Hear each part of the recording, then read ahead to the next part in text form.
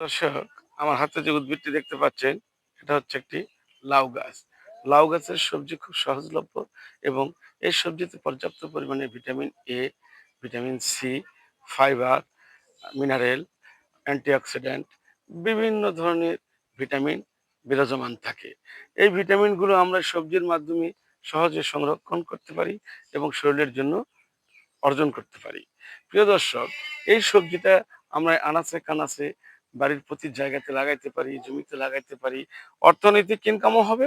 আবার এর সবজি খেয়ে আমরা আমাদের ভিটামিনের অভাব পূরণ করতে পারি। তাই হরহামেশাই আমরা সবাই এটা আবাদ করে যদি আমরা আমাদের এই ভিটামিনের অভাবগুলি পূরণ করতে পারি, তাহলে আমাদের অর্থনৈতিক অনেক সাশ্রয় হবে। তাই আমরা নিজেরাই প্রতি জায়গাতে পর্যাপ্ত পরিমাণে লাউয়ের গাছ লাগাবো, মিষ্টি কুমড়ার গাছ লাগাবো এবং আমরা এই অভাবগুলি পূরণ করব। আল্লাহ হাফেজ।